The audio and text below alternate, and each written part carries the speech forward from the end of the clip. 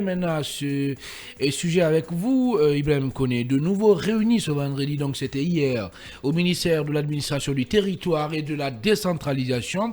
Les membres du gouvernement, le patronat et les syndicats ne s'entendent toujours pas sur la hausse de la valeur du point d'indice salarial. À la suite des débats pour rafraîchir un peu la mémoire des uns et des autres qui ont eu lieu mercredi dernier, le gouvernement avait fait un effort, mais qui ne semble toujours pas honorer les représentants des travailleurs et retraités de la République de Guinée.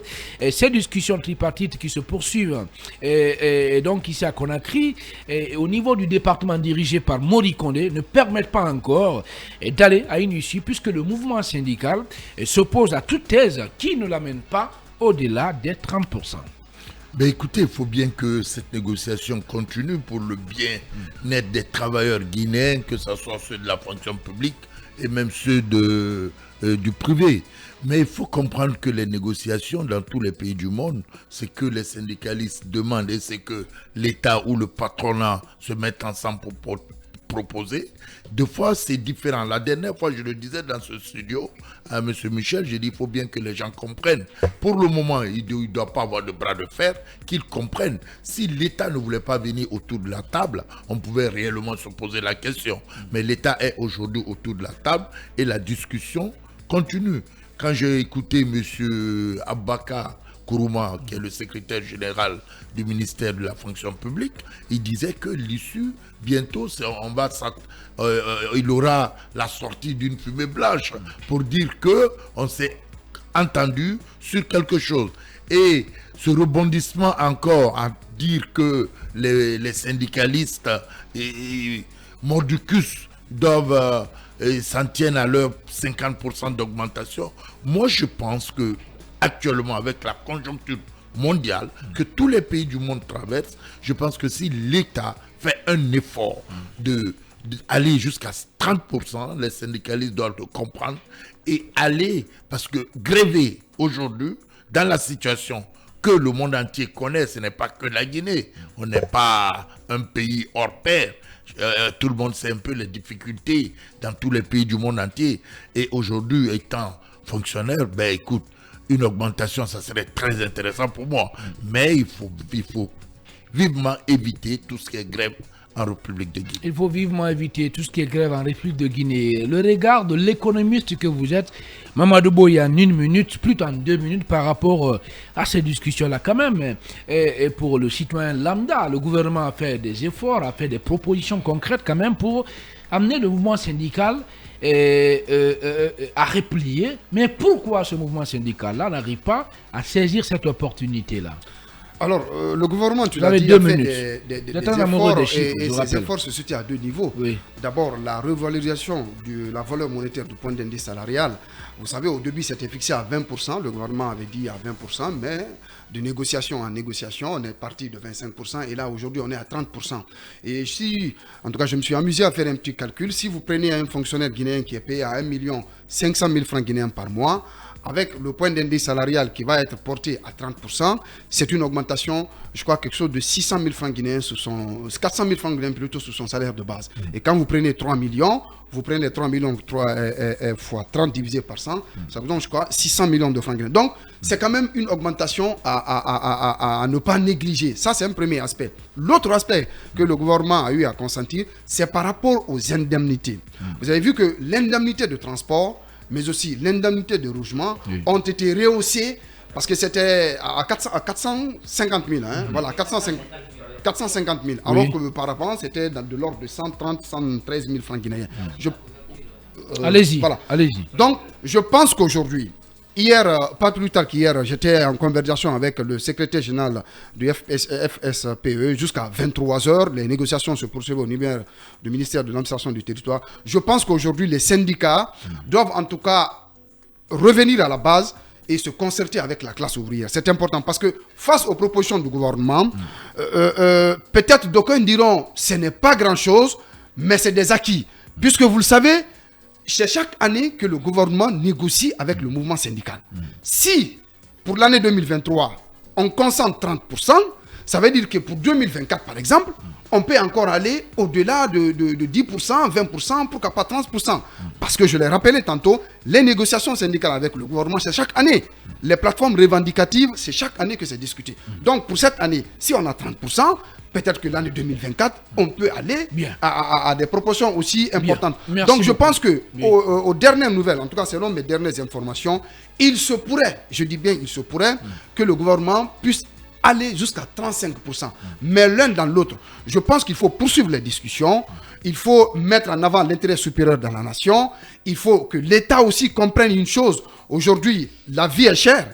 Voilà, le panier de la ménagère, tantôt Alphonse le rappelait.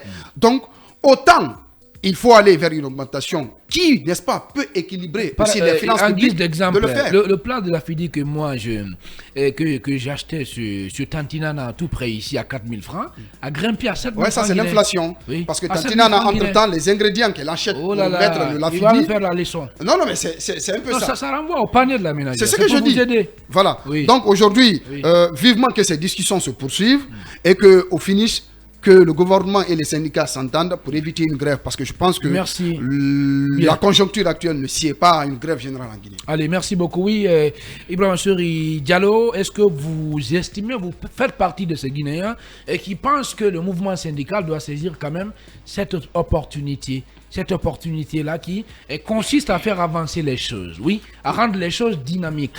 Pour une première fois quand même, on a un gouvernement qui est audible, un gouvernement qui écoute quand même, puisque c'est vrai que je ne suis pas trop friand de certaines actions posées par des membres du gouvernement, mais j'ai beaucoup apprécié la promptitude qui a caractérisé la démarche du ministre Mori Kondé, tout de suite qui s'est saisi de ce dossier-là pour dire aux syndicalistes, attention, venez, les négociations ne faut pas échouer, on va trouver un terrain d'entente. Oui, le ministre a intérêt justement d'unir, d'accepter, d'éviter à notre pays cette grève, parce qu'il faut le dire, avec les frustrations qu'il y a aujourd'hui, et aller à une grève générale et illimitée n'arrange pas les dirigeants de la transition. Donc, c'est de bonne guerre. Et je salue quand même la proactivité qu'a fait montre donc les leaders syndicaux, parce que cette fois-ci, on sait quand même que Alpha Condé, du temps du régime d'Alpha Condé, ces leaders syndicaux sont quand même allés tout le temps en rang dispersé. Mais aujourd'hui, face à l'intérêt des travailleurs, ils ont jugé utile d'unir leurs forces. Certes, il y a eu quelques bisbilles entre Abdoulaye Bari et Dame Kadiatou, mais ça se comprend, c'est des difficultés, des problèmes qui ont été vite résolus. Et je salue quand même cette union. Maintenant, le gouvernement a intérêt, comme je le disais tantôt, à éviter à la Guinée cette grève. Et les ressources ne manquent pas, selon les dires des dirigeants de la transition. Aujourd'hui, ils doivent pouvoir accepter quand même d'améliorer davantage les salaires des travailleurs, parce que moi j'ai échangé récemment avec un travailleur, il dit vraiment, sorry, chaque fois qu'on annonce une augmentation de salaire, très souvent avec le processus qu'il y a, parce que les économistes ne diront pas le contraire, très souvent sur le salaire, ils ne trouvent une augmentation que de 100% ou 150 000, 100 000 ou 150 000 sur leur salaire de base. Donc le gouvernement a intérêt aujourd'hui, puisqu'il travaille pour le peuple, selon ce qu'ils disent tout le temps, il faut améliorer le cadre de vie. Aujourd'hui, quand vous allez dans des domiciles comme Bailo Baya et Kabele, qui sont en haute banlieue, un appartement ne coûte pas moins d'1,5 million. Donc, sans compter ceux qui sont... Attendez, où ça? En haute banlieue, à Bailobaya aujourd'hui, la cimenterie qui était considérée quand même que... Petit Simba Kaporo, un appartement peut vous parler de 2,5 millions. Hein. Voilà, donc 2,5 millions. Je parle de la haute banlieue. Plus de 250 €. Et ça, c'est à mini. Voilà, donc il faut voir la souffrance des gens, parce que un appartement qui coûte, comme je le disais tout à l'heure, à 2 millions, 2 millions, 3 millions, voire 5 millions, alors que le salaire des fonctionnaires aujourd'hui, même les directeurs généraux n'ont pas 3 millions. Mais mon homo ne me dira pas le contraire. Donc, alors que quand tu es nommé à un poste de directeur, aujourd'hui, tout le monde t'appelle pour te demander de l'aide, alors que tu n'as pas un salaire. C'est ce qui pousse d'ailleurs certains responsables des régies à ne plus décrocher, non seulement, mais aussi à se livrer à du détournement. Parce que si tu n'as pas quand même aujourd'hui, les gens ont peur de détourner aujourd'hui. Non, mais Hein? Non, mais on regarde, ils peuvent être teintés. Le détournement a toujours existé. Aujourd'hui, les gens ont peur de la CRIEF. Certes, il y a une amélioration, mais les détournements ont toujours existé dans nos pays africains. Donc, il faut interpeller les dirigeants de la transition à revoir cette proposition qui a été faite de 30% à au moins 35%, pour que les citoyens aujourd'hui puissent au moins vivre, je ne dis pas décemment, mais pour qu'ils puissent au moins joindre les deux bouts et assurer la dépense quotidienne pour leur famille et assurer aussi les frais de scolarité pour leurs enfants. Bien, Mfaligui Lavogui. Il faut dire qu'il y a eu quand même assez d'avancées et le gouvernement a été proactif parce que aussitôt le préavis de grève déposé, aussitôt le ministre Mori Kondé a profité de l'occasion pour ouvrir voilà, les membres du gouvernement. Donc il faut saluer quand même... allez-y, oui, continuez. Il faut saluer cet esprit d'ouverture et la prise en compte notamment de certains points, parce que si on apprend aujourd'hui que c'est seulement 5 points qui divisent les acteurs sociaux et le gouvernement, je pense qu'ils vont peut-être parvenir à une solution. Mais il y a des points sur lesquels il faut quand même essayer de revoir, parce que si on dit 30% d'augmentation de salaire et avec 80% de couverture sanitaire, moi je crois que c'est déjà une bonne chose. Donc c'est une aubaine que le mouvement syndical devrait saisir. Mais dans les négociations, il y a des non-dits. Parce que ce qu'on apprend, c'est que les leaders syndicaux ont demandé des passeports diplomatiques pour eux-mêmes et des passeports de service. Donc, voilà, ça suscite assez de questions. Attendez. Oui, bien sûr. Ça veut dire que nos syndicalistes veulent avoir au même titre que les ministres des passeports diplomatiques. Ils veulent avoir des privilèges, au fait. Ils veulent avoir des passeports. Finalement, moi, je vais rester au syndicat de la presse à cette allure. Ils veulent avoir des passeports diplomatiques pour eux, des passeports de service. Oui. Moi, je crois qu'ils doivent prioriser, après tout d'abord, les conditions de vie et de travail de la classe ouvrière. Et il faut essayer de ressortir. Ils doivent aussi penser à leurs conditions. Ce n'est pas bien aussi. C'est pas mauvais. C'est pas mauvais aussi, Mfaligui Lavogui. Oui, c'est pas mauvais aussi, allez-y. Oui, ce n'est pas mauvais, mais la priorité, il faut d'abord défendre, si vous voulez, la base. Parce que ce n'est pas tout le monde quand même qui a intérêt à avoir ça. Mais s'ils priorisent cela, je pense qu'ils ne sont plus en train de faire convenablement leur mission. Donc il faut prioriser d'abord les autres points de réclamation ayant trait aux conditions de vie et de travail de la classe ouvrière. Bien. Ceci dit, il faut dire que moi je crois que la classe syndicale, depuis un bon moment, on est dans une sorte de carcan de réclamation. Parce qu'il faut voir aussi le contexte. Aujourd'hui, le gouvernement va faire cette augmentation, mais ça va se répercuter sur le marché. Sur le marché, parce que aussitôt le gouvernement va faire l'augmentation, ceux qui sont détenteurs notamment des maisons, ils vont faire des augmentations. Donc moi je crois qu'il faut aujourd'hui orienter un peu les réclamations en demandant au gouvernement de construire des logements sociaux. D'accord. De construire des logements sociaux. Merci, de trouver des moyens de transport. Parce que imaginez-vous, je prends un petit exemple. Oui, rapidement. Pour un père de famille qui est payé à 3 ou 4 millions, il est dans une maison... 2 millions. Allez-y. Oui. Allez-y, Mfali. Disons à 200 euros. Pour certains. Moins de 2 millions. Voilà, pour vivre dans un cadre vraiment décent, prenons 3 à 4 millions. Voilà, et c'est son salaire. Ce qu'il reçoit, c'est ce qu'il va donner à son concessionnaire. Comment il fait pour pouvoir faire face, si vous voulez, aux contraintes de la famille?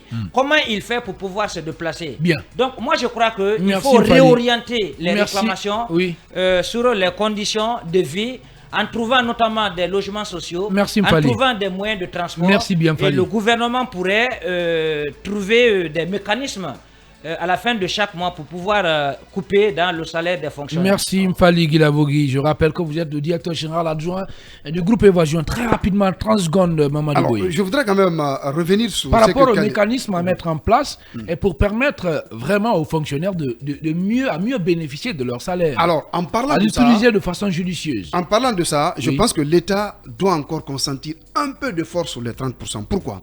Parce que quand vous prenez les 30%, et je l'ai rapporté tout à l'heure à un salaire de base de 2 millions, À un salaire de base de 2 millions, le fonctionnaire aura une augmentation de 600 000 francs guinéens. Mais quand vous rapportez ces 600 millions de francs guinéens au coût de la vie actuelle, à l'inflation, vous vous rendez compte que cette augmentation, elle n'aura aucun effet. Elle n'aura aucun effet. D'abord, le logement, les enfants, tout ça là. 600 000, ça ne pourra pas aller. Donc, il faut que le gouvernement essaie de faire un petit effort par déduction pour qu'au moins 35 ou 40%. Mais ce même gouvernement aussi a d'autres priorités, Mamadou Boye. Bien, évidemment. Allez, Fally, on ne peut pas parler à la fois. On ne peut pas parler à la fois, les gars. C'est ça un peu l'important dans tout ça. Merci, je pense que le Boye. gouvernement, au regard de l'environnement des finances publiques, doit quand même faire un effort d'aller justement vers cela. Merci, Mamadou Boye. Oui, mais Alphonse Mara, le gouvernement aussi a d'autres obligations financières. Par exemple, on a vu récemment cette initiative qui a consisté à lever, à faire une sorte de levée de fonds auprès des banques. Milliards auprès des banques pour financer des infrastructures routières et même sanitaires. Est-ce que quelque part, à un moment donné aussi, il ne faut pas savoir raison garder, surtout au niveau des syndicalistes? Il faut savoir raison garder, mais moi, contrairement à l'ensemble des Guinéens, je pense que le syndicat ne fait pas de revendication. Nom de Dieu, comment? Parce que quand vous demandez qu'on augmente votre salaire, sachant que dans un pays où il y a une inconscience sociale qui va pousser chacun, à la suite de l'augmentation de votre salaire, à augmenter tout, en fait, quel est le bénéfice de l'augmentation de votre salaire?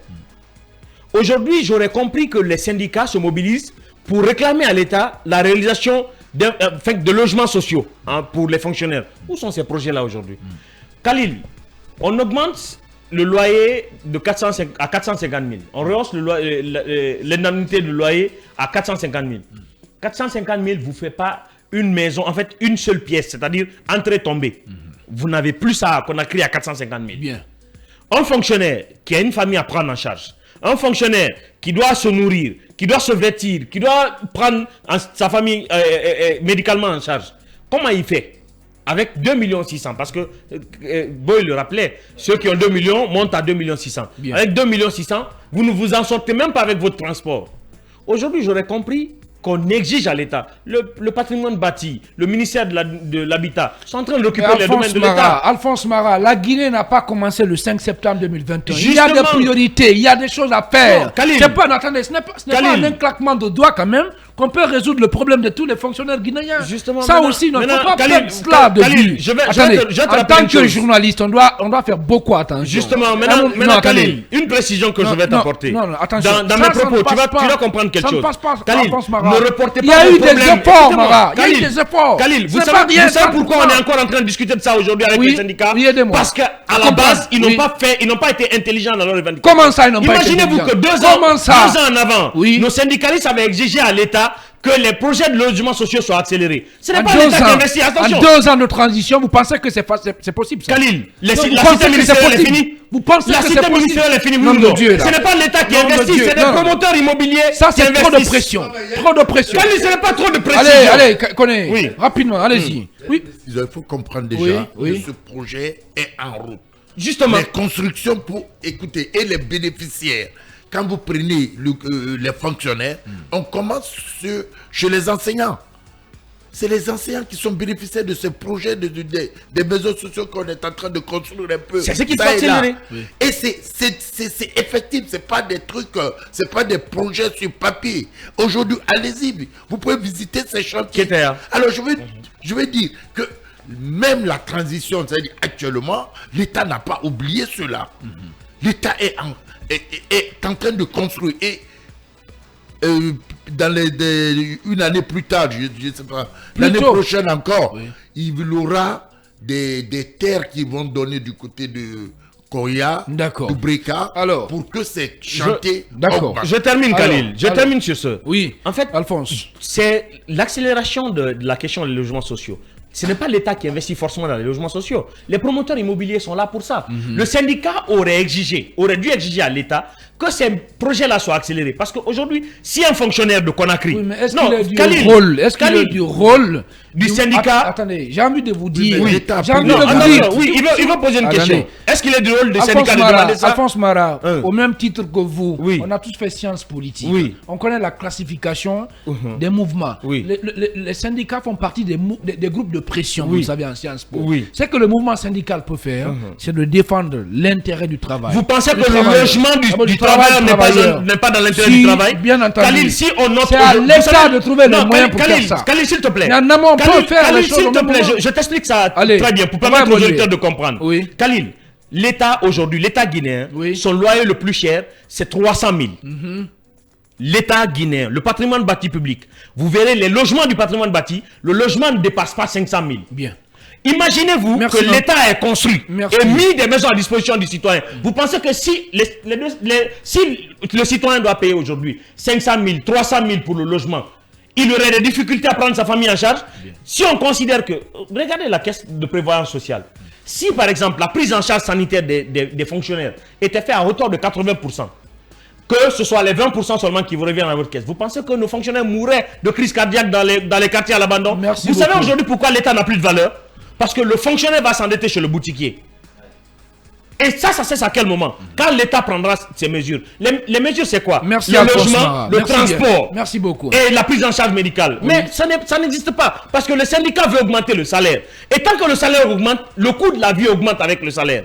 Pendant ce temps, il n'y a aucun changement dans votre modèle. Alors, merci Alphonse Mara. Très rapidement. Donc, est-ce que vous partagez, Aboubacar Condé, vous partagez la position d'Alphonse Mara qui estime qu'il revenait au syndicat de mettre un peu de la méthodologie et dans ces négociations avec le gouvernement, en ce qui concerne l'amélioration des conditions de vie et de travail de fonctionnaires guinéens. Je suis d'accord parfaitement avec Alphonse Mara, mais je voulais juste dire que dans le cas du traitement salarial, les normes de la CEDEAO voudraient que 35% du budget soit alloué pour le salaire. Aujourd'hui, la Guinée est à 10%. Donc, on est loin de la norme. Ça veut dire que le fonctionnaire guinéen est très mal payé. Dans les négociations, les syndicats ont accepté de revoir à la baisse à 40%. Le gouvernement est à 30%. Donc, il y a espoir qu'il puisse y avoir un accord. Mais j'ai dit, je suis dans l'esprit d'Alphonse Mara parce que je l'ai dit aux syndicats, vous ne vous focalisez pas sur l'indice salarial. Focalisez-vous sur les composantes. C'est-à-dire aujourd'hui, le logement, couverture sanitaire, le transport, prime de préparation, prime à risque, prime de loyer. Parce que le commerçant, il voit l'indice salarial. Dès qu'il y a une augmentation, il dit qu'ils ont l'argent, il augmente. Mais quand il y a des révolutions sur les primes, aujourd'hui, quel est l'enseignant qui est aujourd'hui logé par l'État? Quand tu prends le volet, il n'y a pas 0,5% qui sont logés par l'État. On donne le logement à d'autres personnes. Si, comme il l'a dit, si les fonctionnaires, les enseignants étaient pris en charge sur le plan sanitaire, il y avait une couverture sanitaire à hauteur de 80%. Il y avait ils avaient des logements. Ils avaient une certaine garantie. Ils auraient dû travailler dans la sérénité. Au Mali voisin ici, les fonctionnaires sont logés. Il y a des logements sociaux. Les fonctionnaires ont contracté. Ils ont payé sur un échelonnement. Et finalement, les gens sont à l'aise parce qu'ils n'ont pas cette inquiétude pour dire quand je serai à la retraite, où mes enfants vont rester, où ma famille va rester. Il n'a pas ce problème-là. Aujourd'hui, qu'on se focalise sur l'essentiel, c'est quoi? C'est de faire en sorte qu'ils puissent avoir une couverture sanitaire pour les fonctionnaires, qu'ils puissent avoir une couverture sociale pour que les enfants soient protégés, qu'on puisse avoir un logement décent pour les fonctionnaires. S'il y a ces garanties-là, qu'il puisse avoir une rénovation de primes de préparation pour les enseignants, les primes de risque, les primes de loyer, qu'il y ait une couverture sociale complète pour les fonctionnaires, aucun n'aurait discuté pour dire révalorisons nos salaires. Parce que le salaire seulement, c'est un indicateur, mais qui n'est pas aussi important. Qui n'est pas aussi déterminant. Qui n'est pas aussi déterminant. Il y a d'autres composantes sur lesquelles on devait se focaliser. Et même malheureusement, les gens ne savent pas négocier dans ce pays-là. Alors donc ça veut dire que cette faute-là, elle incombe au syndicat. C'est au syndicat. Moi, je l'ai dit. Bien. Je l'ai dit tout au début. Je dis, il faut savoir. Parce que regardez, il y a un problème qui arrive. Oui, rapidement. C'est que les syndicats autour de la Réunion ont quitté de 50% à 40% sans consulter la base.